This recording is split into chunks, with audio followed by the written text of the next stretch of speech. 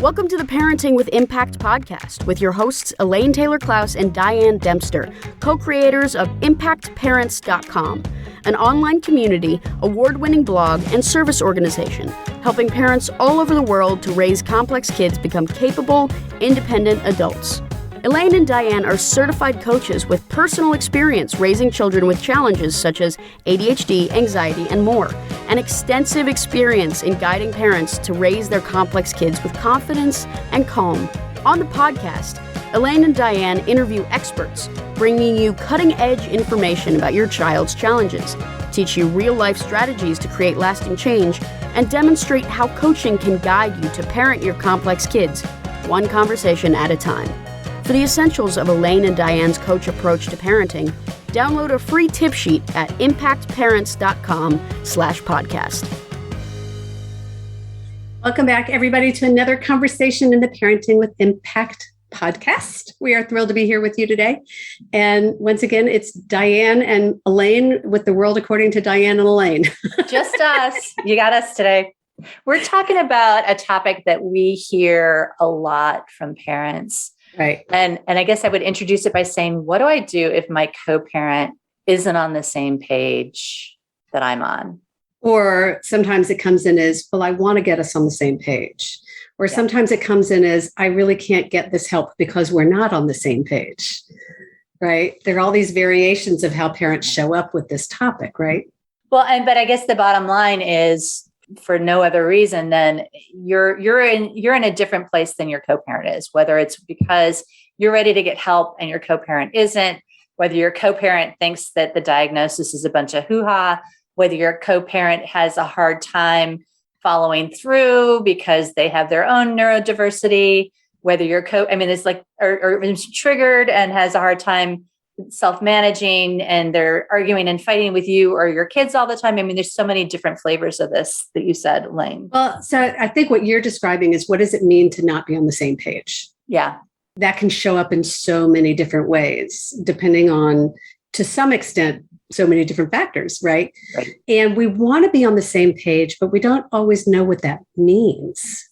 So let's look at that for a minute. What might that mean? Well, and I think the other piece of it is not just what does it mean, but like, is that really important? Is it really important? I mean, I think that that's the piece of it is part of what makes it important is that if we feel like we're on the same page, there's no conflict. And I think that that's probably... A lot of us don't like conflict. A lot of us don't like conflict, or we don't like to disagree, or we think that, it's like in harmony. But I think that that's a whole other conversation about, navigating disagreements and conflict. But so let's take this position. Okay. There's a relative merit to parents creating a unified front in a relationship with their kids. That doesn't mean you have to agree or, quote, be on the same page, but you want to be, as co-parents, supporting each other in relationship with the kids. Is that a fair? It is. Well, and it's really funny you say that, because it's like, I used to joke with my parents because they would never argue with each other in front of you. Yeah. And there was this story that I created myself that they were in agreement around everything. But I realized as a grown-up, I'm like, I bet that may not have been actually true. They just may have been really good about not having an agreement, that they weren't going to disagree in front of us because they wanted to, like you said, present unified front. Right. And yet, and I remember struggles with my husband early on when I would say something that he thought would undermine him in front of the kids, but I wasn't able to support his position because I really disagreed with it. And so I was trying to respect him, but also be able to disagree. So it can create a whole bunch of confusion. Right. Right. So I was just to say, let's go back to what we mean by not on the same page. So it may be that your partner is disruptive. It may be that, that one, let me say it differently, that one partner is disruptive. Yes. Okay. Yes. Because we don't know who's listening and we want to be really even here. So, well, and because sometimes I think you were just describing this, I feel like we're a little bit all over the place. We'll have to bring ourselves back. We'll bring it back. Right. But, you were talking about the fact that you felt like you had to be disruptive because you weren't in alignment with what your co-parent was doing. And he saw that as undermining, right? So it's a sort of, there's a dynamic there where you're feeling like, oh my gosh, I got to do something, which is disruptive on some level. Sometimes it was. Yeah. And so if we pull back and we say, okay, are part of the goal of parenting is to be in relationship one-to-one with our kid. But then there's this next layer of then we want to be in relationship with the co-parent, and then the two of us in relationship, or sometimes these days more than two of us in relationship with our kids. So you have relationships happening on multiple layers.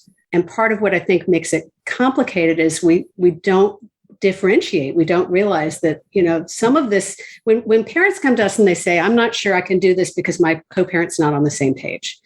What we usually say is, this is about you and your relationship with your child. And you can have a huge impact in your relationship with your child, regardless of who else is in the picture. Yeah. So that's one really important place for us to look, is to remember that all it takes is one parent to turn the ship, because we have a relationship with our kid. Go. I see you go. Well, no. And what I was going to say is like the dance, right? We talk about changing the dance or changing the recipe, right? It's just sort of, even if you're the only parent that does something different, if you begin to do something different, it's going to change the dynamic in the family. It has to, by definition. That's right. And it may not feel the same as if it were lockstep with your co-parent, but don't feel like you can't make change or make even impactful, sustainable change just because your co-parent isn't there. And honestly, I think, and this is part of your story, Elaine, sometimes when one parent says, okay, you know what, I'm going to just do whatever I can, the other parent goes, oh, wait, something's different. I got to do something different. This feels weird. This feels different. What do I do here? Well, and that was really my story, was that clearly what we were doing wasn't working. And so as I started getting coaching, I started changing the way that I was interacting. And at first, my husband was not on board, and he was almost resistant. And then over time, he did get on board. And when I asked him what happened, he said, I couldn't deny anymore that what you were doing was working. But understand, at first, it was just me in relationship to my kids that was working. That was where the change started. And then he started playing with us a little bit more consciously and collaborating with us. And then he joined in. And then that's when it became more about he and I working together to support the kids, instead of me just focusing on the kids.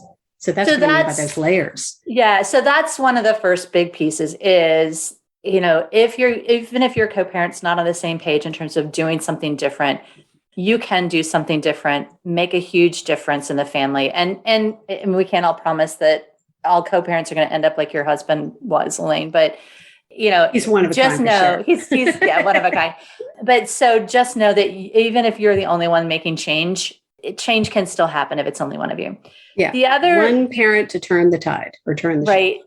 So the other piece I want to talk a little bit about is like the triggered active conflict kind of situation, where maybe your co-parent is either in conflict with one of your kids. I had a mom the other day who's like her 18-year-old daughter and her husband constantly in conflict and in battle with each other. And it's just really hard for her to be around. And she was like trying to get in the middle and figure it out and figure out how to make nice and fix the relationship. And we had a long conversation about the concept of the drama triangle. And I don't think I'm going to teach about the drama triangle, but the bottom line is it's like you have a relationship with your daughter, you have a relationship with your husband, they have a relationship with each other. And you don't, it's like that third edge of the triangle is like the third rail on the train. You don't go there. You stay on your side in your relationship with your child, and you can help your child have more of a healthier relationship with your co-parent.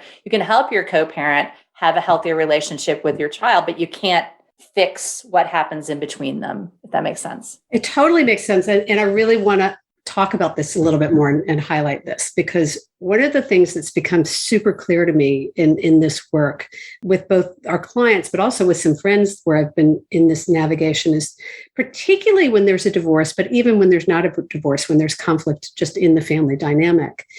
The hardest part for a parent, I believe, in many ways, is to accept that you can't control what the other parent's going to do, right? And so oftentimes our job as parents, and again, this is particularly true in the divorce, is to help our kids figure out how to be in relationship with your co-parent, their other parent, particularly if you're the parent that kind of sees what's going on with the kid and the other parent is resisting that in some way.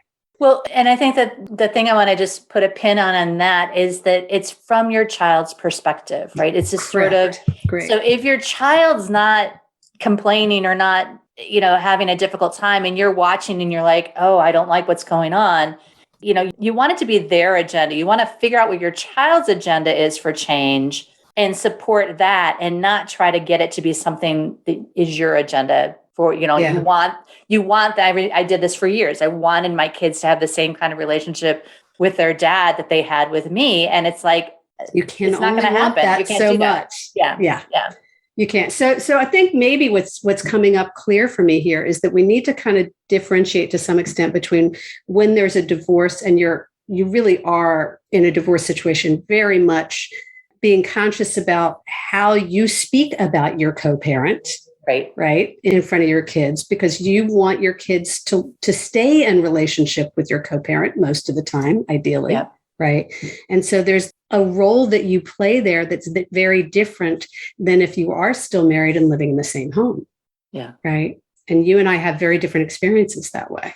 Yeah. Well, and again, it's just sort of, when you're talking about relationships with other people, you have to really go back to what can you control and what can't you control. And this is where you were suggesting it earlier. It's like this sort of, you can't make your co-parent do something different. I mean, you can encourage them, you can support them, you can model for them. I mean, all of those things are important.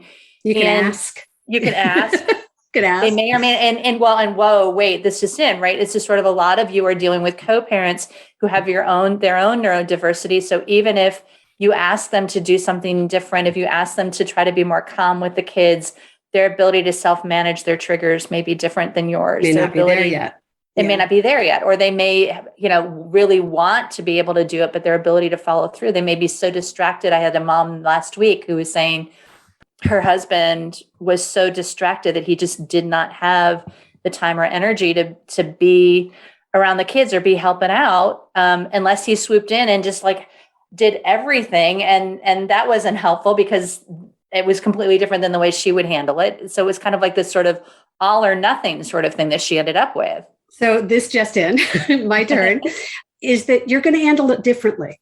And that's okay. And this is because, I want to be careful. It's not just, I don't want to demonize parents with ADHD can't self-regulate. Sometimes it's the parents without ADHD or the parents with anxiety who can't self-regulate. Right. So, calm is the goal of the day from our perspective. But the piece that really came up as you were talking about that was that part of it is about not only do we have unique relationships with each child, but we're going to parent differently. And to be on the same page does not mean to do it the same way, right? I don't have to parent like you have to parent the same way in order to be on the same page with you.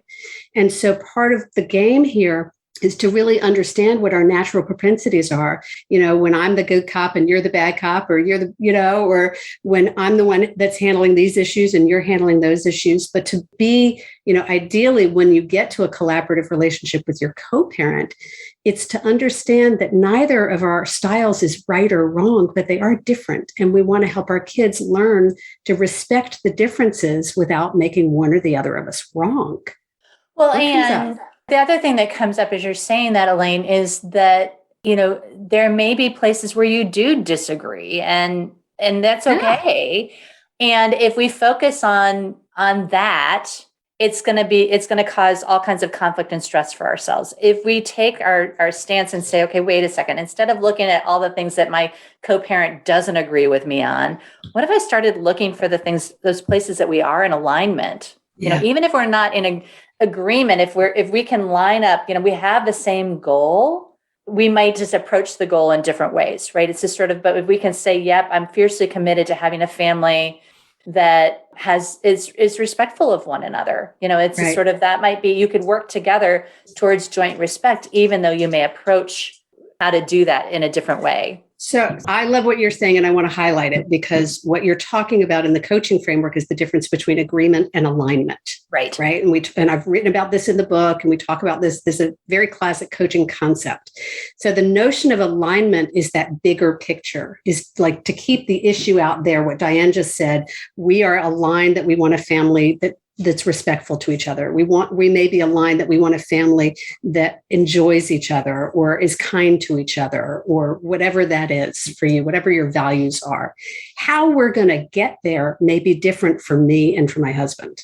Yeah. But we hold a vision together and share a vision with each other of what's important for both of us as a family. And that allows us to agree to disagree because we're still holding the same vision, and we can try different things and experiment in different ways because there's no one right or wrong way to get there.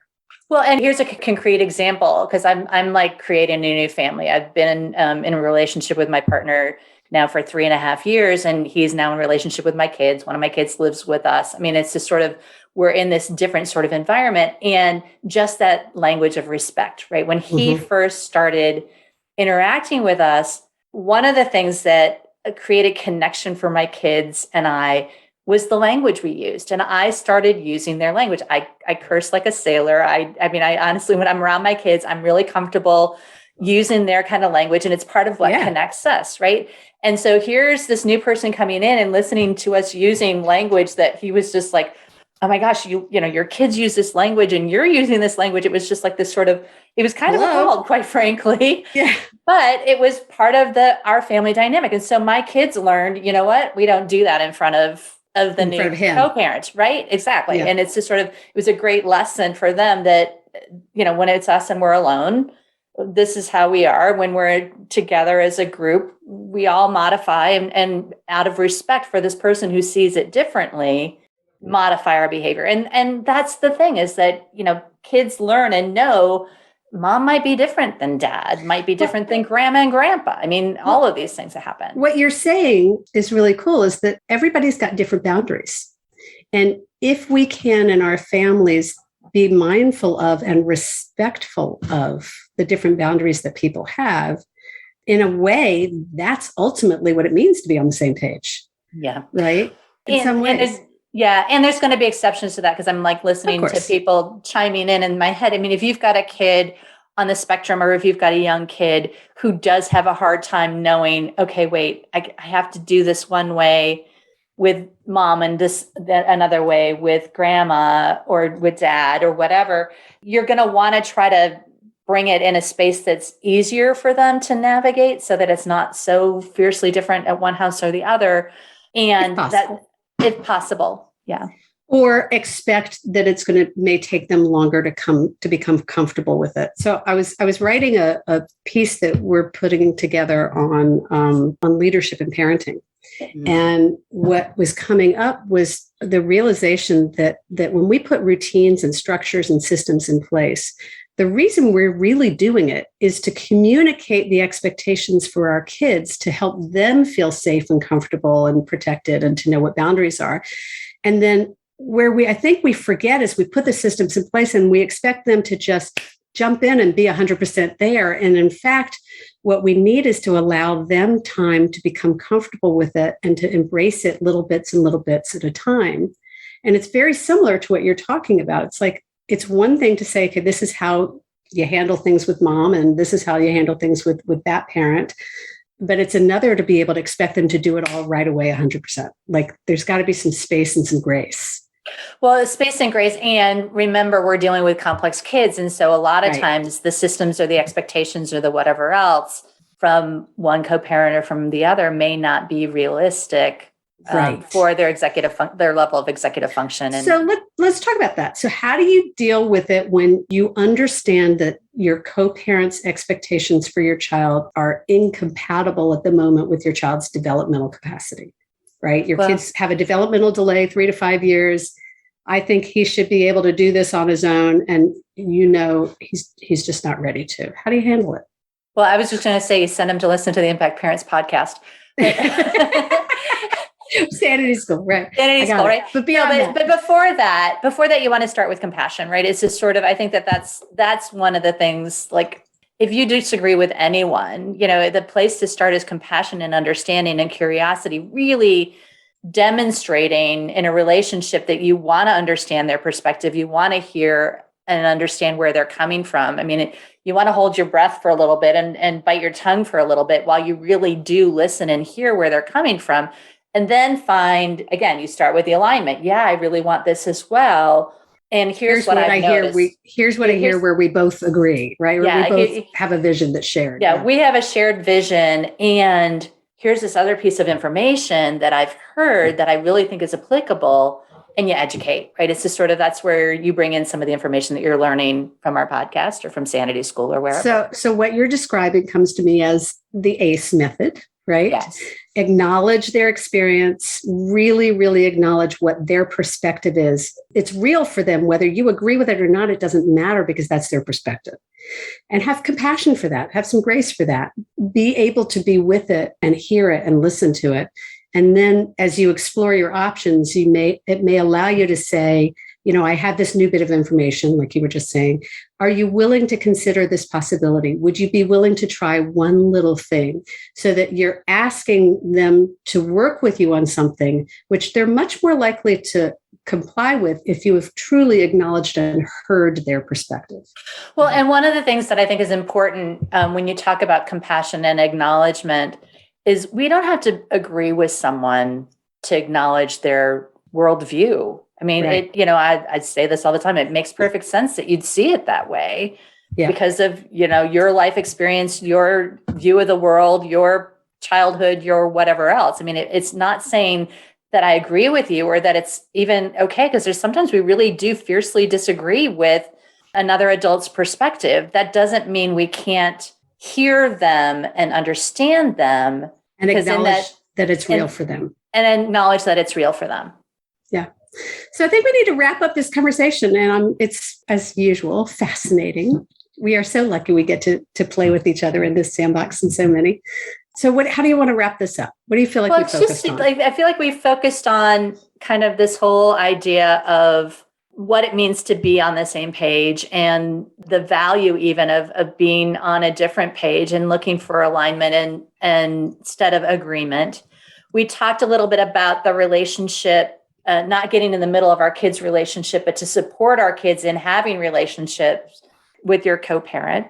We talked a little bit about kind of how to handle disruptive, triggered adults, although we might be able to talk a little bit more about that. Well, you go listen to one of our things on triggers. We talk about that all the time. I was going to say, yeah, there's so much on that. So if you had an insight you were taking away, and I want those of you who are listening, right? Because we've talked about all of this different stuff around being on the same page with a co-parent. What's the insight that you're taking away? What's your aha from this? Do you have one? Yeah, my insight is that honestly, that sometimes there's value in not being on the same page, right? And it's just sort of, we're trained to feel like, oh my gosh, conflict is bad. It's like disagreement's bad. But if you can be skilled and savvy and focus on, the baby steps or the places of alignment, sometimes those disagreements can turn into opportunities.